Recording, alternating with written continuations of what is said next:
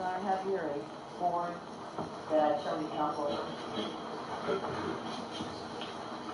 Mrs. Robertson.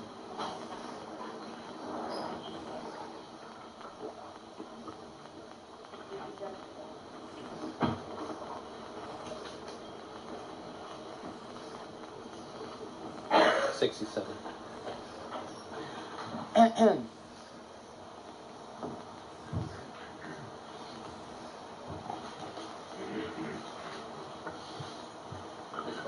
Thank you. Do you see the exhibit that's just been placed next to you, People 67? Yes. And do you see the portion of that? You see, first of all, what that is? Yes, it is. What is that? It's a general telephone bill from residents. And you see the phone number without reading it? Yes. Out loud. Right. And do you recognize the phone number? Yes. For what? Excuse me. Was that the phone number of the phone that you used to call Chicago from the defendant's residence? Yes. Do you see the portion of that bill that is highlighted? Yes, I do. And does that indicate that there was a call made from the phone in the kitchen of the defendant's residence to Chicago at 6:05? Yes. Sustained. Sustained. Oh, hang on. Does that reflect that a phone call was made from the defendant's phone on June 13th at 6:05 to Chicago? Yes. And the phone number to Chicago that is shown at 6:05, is that the phone number for the O'Hare Hotel, O'Hare Plaza Hotel that you called? I don't. It looks like the same phone number, yes.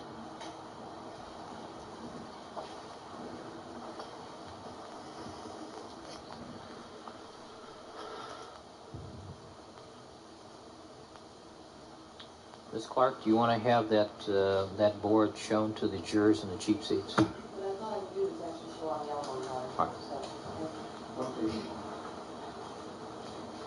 Let me ask, is this still Mr. Simpson's phone number, counsel?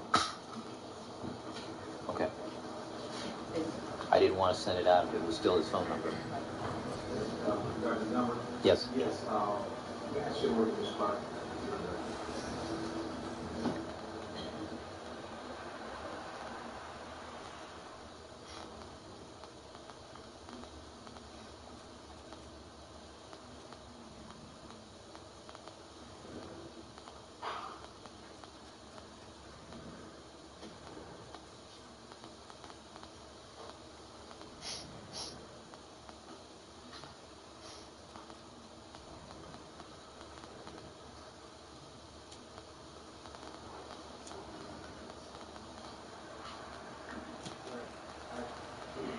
For just a moment, I want to maybe put you on.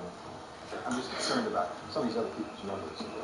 There's a lot of calls that go out. So Yes.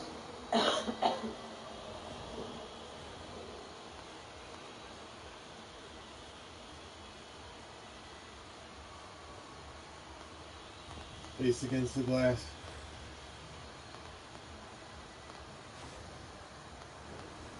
My parents made me strong to lick up that glass.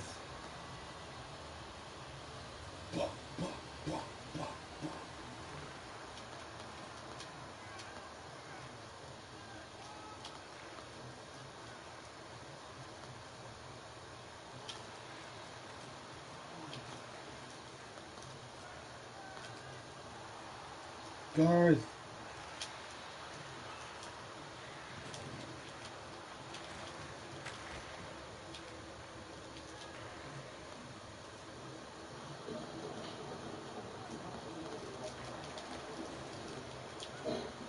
All right, thank you, counsel. Ms. Clark, why don't you have one of your assistants take the board down at this point? All right, is there a stipulation that you care to offer? Yes, rather than air the phone numbers of everyone else on the bill, we will stipulate that the defendant called, excuse me, that the detective Phillips called the defendant in Chicago on June 13th at 6:05 a.m. And the call lasted for 5 minutes. Did it, said it, and then forget it. in Chicago on June the 13th. From the defendant's... And the call lasted 5 minutes, and the call emanated somewhere from the defendant's residence. I couldn't Ladies and remember to... Right. Ladies and gentlemen, as I told you, a stipulation is an agreement between the attorneys as to the fact of the case. You were to accept the stipulation as evidence. The reason we're doing this is the phone bill has other persons' phone numbers on it that we just don't want to subject to any undue harassment because of this case. And there's no dispute as to the phone number. All right, thank you, counsel. I appreciate that. Thank you. Ms. Clark. Thank you, Your Honor.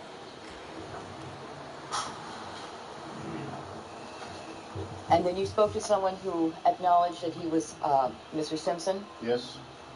What happened next? I told him that who I was. I was Detective Ron Phillips from Los Angeles Police Department, and that I had some bad news for him. And he said something about, what's that? And I says, well, I got some bad news. Your ex-wife, Nicole Simpson, has been killed. Terry. What happened next? I think the first words out of his mouth were something to the effect, oh my God, Nicole is killed. Oh my God, she's dead. And then he got very upset on the telephone. He never asked how. And then what happened? He never asked trying to calm him down, and he continued to be upset, as I expected. And he continued to be upset, and I finally said, Mr. Simpson, please try to get a hold of yourself. I have your children at the West Los Angeles Police Station. I need to talk to you about that. And he stopped and he said, what do you mean you have my children at the police station? Why are my kids at the police station? I said, because we had no place else to take them. They're there for safekeeping. I need to know what to do with your children. And at that time he said, well, I'm going to be leaving out of Chicago on the first available flight. I'll come back to Los Angeles. Is Arnell there? And I said, yes, she is. And he said, let me talk to Arnell, which I gave the phone back to Arnell. During...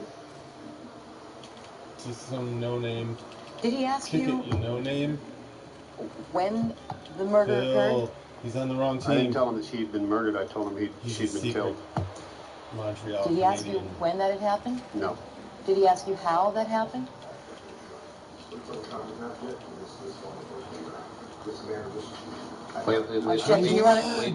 Wait. Yes, with the sidebar.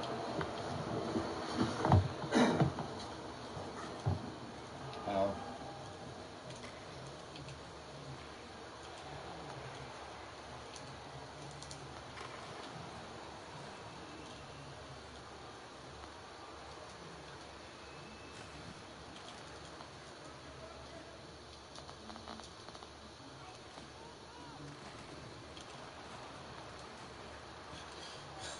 That guy took it for the team, you know? Who are all these no-names?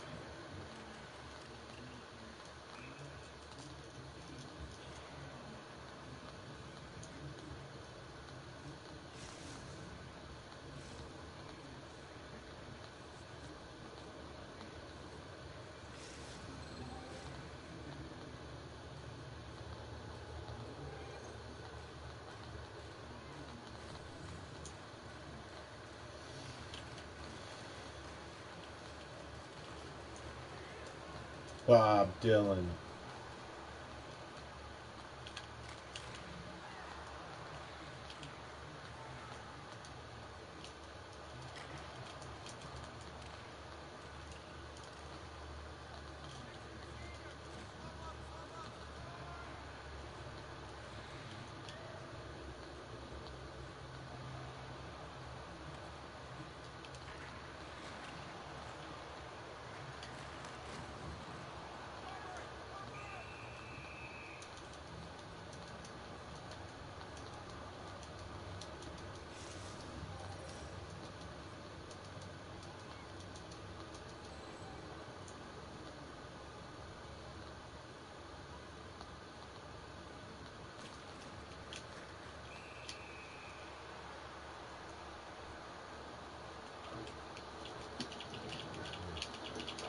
Headfield.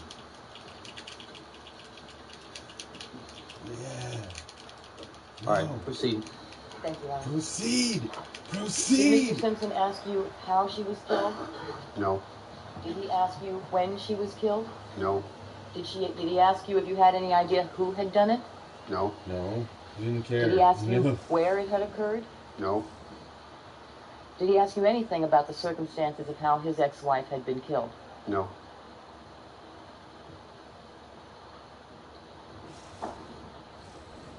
Did he proceed to speak with Arnell and give her instructions about the children? Sustained. Sorry.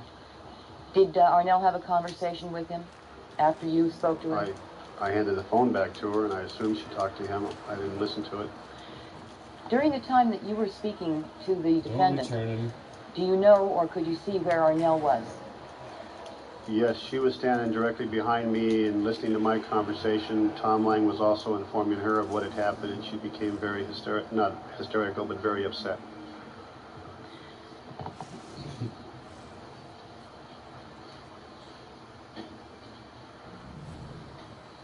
May I have a moment, Your Honor? Certainly.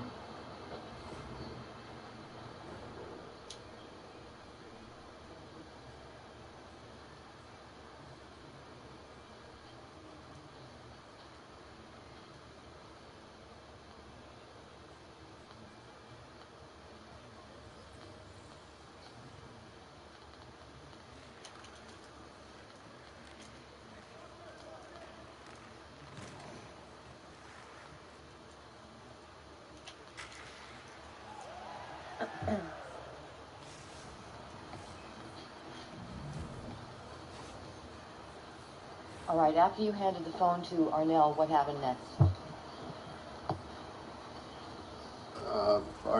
They kept talking to Arnell, and I believe she wanted to make a phone call to a man that she only described as AC, which she did. And then I walked out of the kitchen. Where did you go? I just went over to a doorway that led out to the front of the residence. It was kind of a, I don't know, patio type. Well, it's off the kitchen. It leads out to the Rockingham gate, towards the Rockingham gate. And what were you doing out there? Just standing there. Tom Lang was basically talking to Arnell, and there was nothing left for me to do, nothing for me to do at that time. What happened next? I was approached by Mark Furman, Detective Furman, who walked up to me and said, Sustained. Did Detective Furman tell you something? Yes, he did. Your Honor, this would go to explain subsequent conduct. I think you can handle this without doing that. Okay. And after he told you that, whatever he did, what did you do? I followed him. And based on what he told you, why did you follow him? He wanted to show me something. Where did you go? He took me around to the south side of the residence, to a walkway on the south side of the residence. It ran east behind the residence. We walked back there for a considerable distance until we got to a certain point, and he stopped and he pointed out an object to me.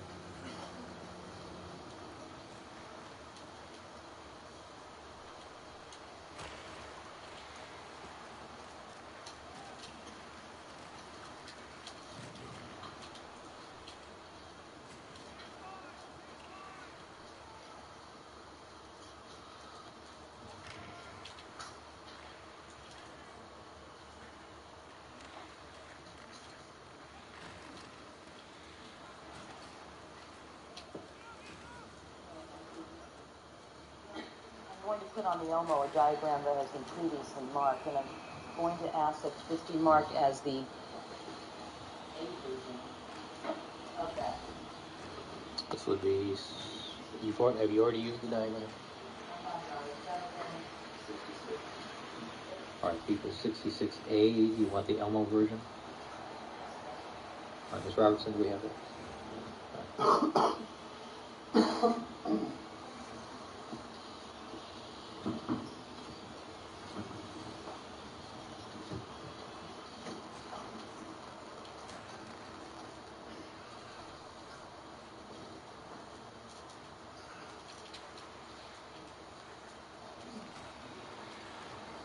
All right, sir, do you recognize the diagram that we've previously marked as People 66? Yes. And can you see the area that you had told us you just walked down to follow Detective Furman?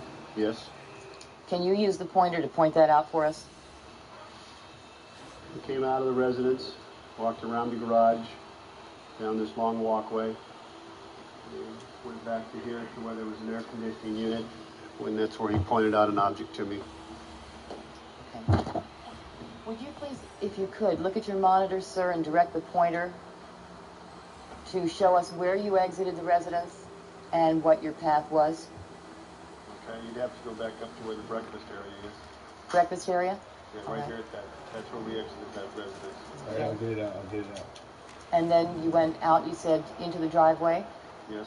And around the garage? Yes. Tell us where you went next. Down the other side of the garage. Down, all the way back. Continue walking. I'll get it out.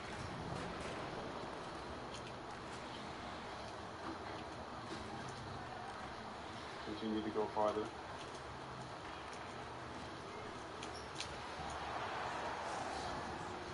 Well, we have a problem here because our... Going on. I walk straighter than that.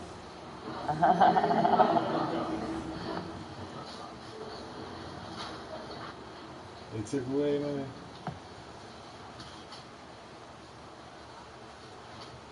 Why don't we try that again, okay?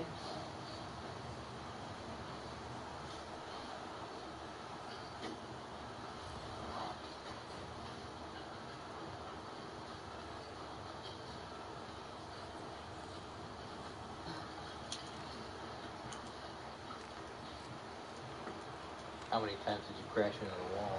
Right. One time in the garage.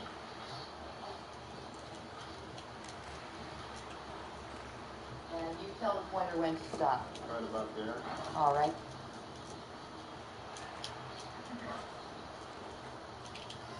And this would be 66A, Your Honor? Yes. And could we have the initials RP on that?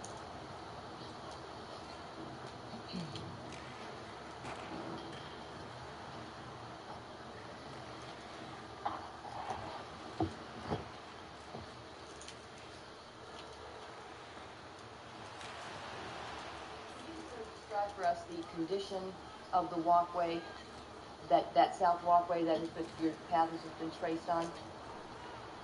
Well, it's a concrete walkway. It's quite narrow. It's probably, at some points, only a couple of feet wide. Some places, several more feet wide. But it has a lot of debris, leaves, and things on the walkway as you walk past. There's a lot of overhanging shrubbery that hangs from the gate or the fence that's just to your right as you're walking down, that hangs over into that area, that some of it almost even touches the house. Shine. And the walkway itself, sir, was it clean and swept when you walked down there that morning on June 13th? No, it was not. What was the condition? Well, as I said, it had leaves and twigs and dirt and other things that were back in there. Your Honor, I have here another board that has...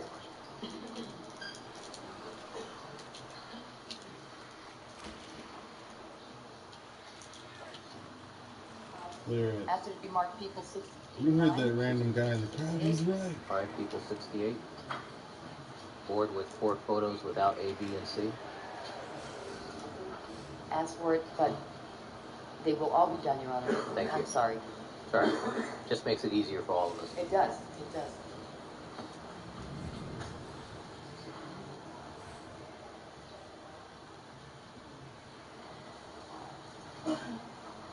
Are you looking at those, sir? Yes, I am. They will be labeled from left to right at the top, A and B, left to right at the bottom, C and D. What is the location shown in those photographs? This is the walkway to the south of the Rockingham address that I previously stated that I'd walk down. And does that appear to accurately depict the condition that you found the walkway in that morning? Yes, it does. In photograph A, put it up on the screen. You look at your monitor. Do you see that box hanging out of the wall there? Yes. What is that? An air conditioning unit. And was that unit for Cato Kalin's room? I would have to assume that's for Cato Kalin's room, yes. Did you ever go into his room? No. Okay. No.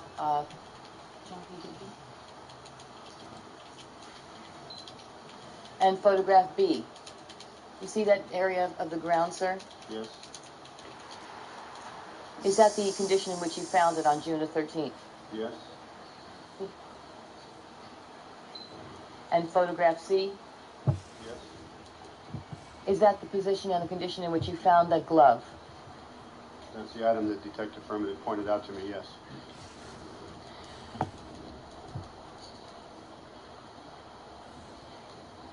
When were you, as you proceeded down the walkway, sir, do you recall whether there were any gates that you had to walk through?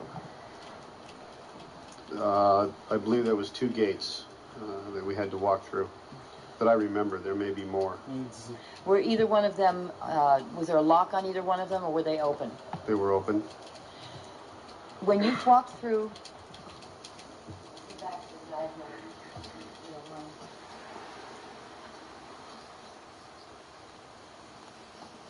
When you walked through the first gate, were you able to see the glove on the walkway? No. When you walked through the second gate, were you able to see the glove on the walkway? No. How close to the glove did you get before you were able to see it? Quite a ways, I mean, very close to it. It was light outside, but it was still dark in that area because of the overhanging shrubbery. Basically, I had never seen this item before, so I didn't know where to look. And so how close did you have to get to it before you actually saw it? I got to it within about possibly 3 or 4 feet. Did you touch it? No. And when you got to within 3 or 4 feet of it, what did you do? I stood there and shined a flashlight on it and observed what it appeared to be, and then told Mark, I says, let's go back to the house and inform Van Ander and Lang of this. Did you think that was significant, that glove? Oh, Well, it appeared to be some... No, I'm sorry. You can answer the question, yes or no. Did it appear to you to be significant? Yes. Next question. And why was it significant to you? It looked like it was also the same type of glove that we had seen at the Bundy location. Did you ever go back farther than that glove to see what was behind the guest units in that house? No. After you got within 3 to 4 feet of the glove, what did you do? Walked around, turned around, and went back into the house. And how did you enter the house? Through the same door I'd exited. That breakfast area? Yes. Did you give some instruction to Mark Furman? He came with me. Right. After seeing the glove, did you give him some instruction? I gave him some instructions that we were to notify Van Ander and Lang of what he had found and what he had showed me.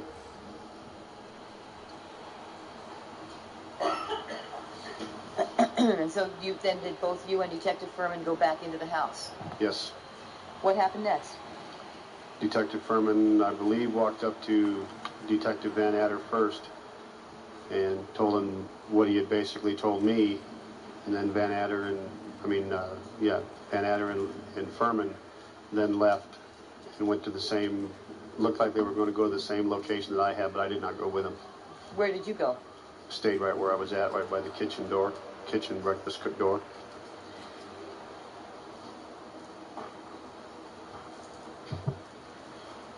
What happened next? I stayed there. A short time later, Van Ander and Furman came back, and they had a conversation with Detective Lang, and then Lang and Furman took off the same direction that we had gone before, but I didn't go with them again. Did you stay in front with Detective Van Ander? I don't know if Van Ander was with me the whole time. I was just basically standing around, you know, talking to people at different times, but not doing anything. What were you where were you standing around in? What area? In that breakfast area, the front part of the house, front part of the residence, that breakfast area. Now, this was not your case anymore, is that right? Not my case at all. So why were you still there? Because my partner, Detective Furman, was still showing Van Adder and Lang certain items that he had found, and we had not left the location yet from when we arrived. Jacob's ladder. Now, let me ask you something, sir. You had said earlier that the way you need to make notification is in person. That's the way that's preferred, is that right? If it's practical, you do it in Jacob's person, ladder. yes. But you didn't wind up doing it that way, did you? No, I didn't. Why not? Because we found someone at the residence that put us in touch with Mr. Simpson. We'd already made contact with members of his family, Arnell Simpson. It was kind of a mute point to sit there and say, no, I'm not going to tell you anything and leave the residence. So we got a hold of Mr. Simpson, informed him over the telephone, which wasn't the exact way that we'd like to have done it. But that's the way the situation presented itself. And what do you mean that's the way the situation presented itself? Were you concerned that the media was going to find out before him? Sustained. I'm sorry. Sustained. Let me withdraw that. What were you concerned about? Why did you tell him on the telephone? Well, as I said, when we got there, we'd already contacted 2 people at that residence. We'd already told them we had an emergency. We were trying to look for him. It would have been very, very insensitive to just go, I'm sorry, he's not here, we're going to leave. People can find out later why we were here. She said she could get a hold of her father, so we got a hold of her father and gave him the information that we had to give him. Not that we would love to have given it to him in person, had he been there, but he wasn't there in person, so we used the telephone. Scott Weiland is hanging out with Phil Lynott. They're supposed to be in Montreal. During your phone call to Mr. Simpson, can you tell us where Detective Van Adder was? Did you know? No, I don't. Did you ever inform Detective Van Adder of what Kathy Randa told you about the whereabouts of Mr. Simpson? I don't know if I told Van Adder. I told Lang, because Lang was in the kitchen with me with Arnell. He was in your immediate vicinity? Yes.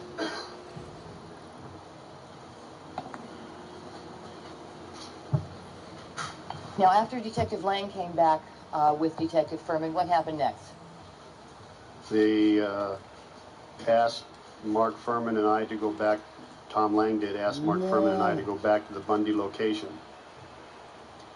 And for what purpose? What were you going to do? Tom had asked Mark to go back to the Bundy location and look at the glove at the Bundy location and get another look at it and see if it was in fact a match to the one that we had up at the Rockingham location. And then what happened? Mark Furman and I left the Rockingham location and drove back to the Bundy location. So you went back in your car together? Yes. When you went back to the Bundy location, did you see where did you go? What did you do? We parked our car. I saw Mark Furman walk over to the Bundy location. He was going to take a closer look at the glove. And I saw Lieutenant Spangler and Captain Dial and some other command staff standing in the middle of the intersection. And they were looking at me, and I walked over to them to give them information that I had received for what had been done in the last hour. And what time was it when you got back to the Bundy location with Detective Furman? It was about 6:30. And you saw him walk over towards the location? He walked over to the crime scene location, and I walked over to Lieutenant Spangler and Captain Dial to inform them of what had been taking place, and also John Rogers. Now, was the crime scene still taped off? Yes. And did you see anyone walking on the front walkway that leads from the sidewalk of Bundy to the front steps of the condo? No, there was no one walking around. Your Honor, could we cut the feed, please?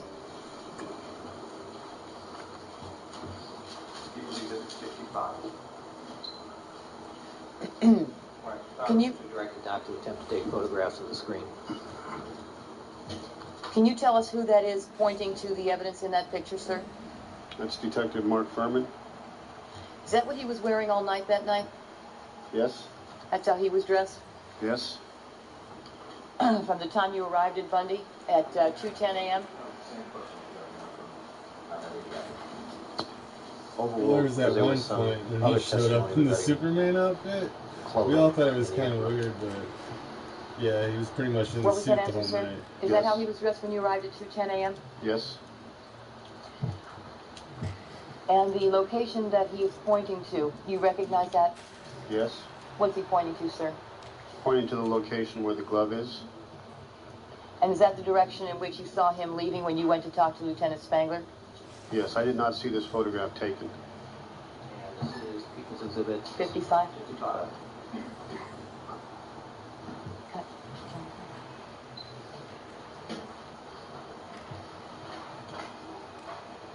All right, and at some point while you were there, after you got to Bundy, did another detective arrive? Yes, Tom Lang returned. How long after you got back to Bundy did he arrive? Probably 10 or 15 minutes. And what did he do? He began to do his crime scene investigation of the Bundy location.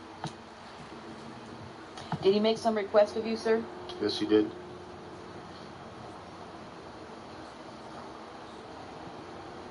And what was that request? He asked me to make the first phone call to the coroner's office to give them the first call. What does that mean, the first call? It's a system that we have worked with the coroner's office where the first call informs them basically what we have. It's not a call to come out to the location, it's just to inform them of what we have. So the coroner's office can make preparations that their truck or one of their technicians is going to be needed over in the West Los Angeles area so they can have more control over their personnel, time-wise. I think you indicated earlier, sir, that around 3 a.m. you wanted to call the coroner, but Lieutenant Spangler told you not to? Overruled. Yes. Can you explain to us why you wanted to make the first call when you already knew the case was going over to another set of detectives and not yourself? Well, I wasn't going to request the coroner at the location. I was just going to make the first call notification to the coroner informing them what we had, which is exactly what I did at 6:50. It was still the first call. So they'd be ready when the final detectives made the call? Yes. All right, so you made the first call notification for them to prepare at like, 6:50? dude, I got a stash. You want to come with me? Was there a transcript prepared of your down. Discussion with the coroner's office that morning? I believe so. And have you seen Ottawa? that? Yes. And we never went home. This is the first page of the transcript, Your Honor, prepared. I believe a portion of this was shown to the jury during Mr. Cochran's opening statement. I'd ask that this page be marked People's 69. Okay, the rabbit can go. Scratchy stays. Penny Lane can go. What?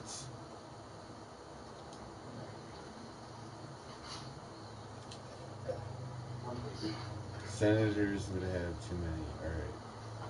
Cancel the trades. Right. You recognize what you see there? Yes. Does that appear to be the first page of the transcript of the conversation you had with the coroner's office on the morning of June the 13th? Yes. In the very first passage where you are speaking, sir, do you recognize that passage where you tell them you have a double homicide? Yes.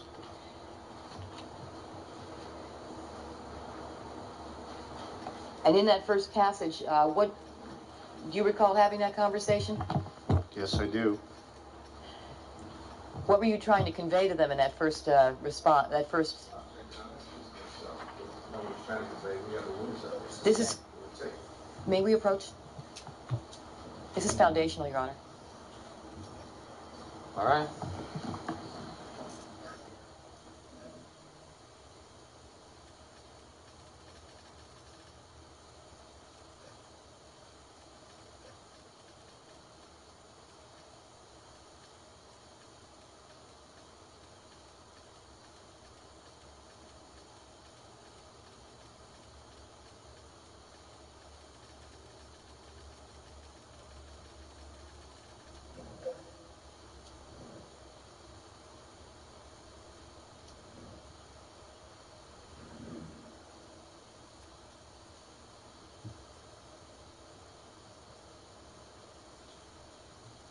Well, I guess they're in Ottawa now.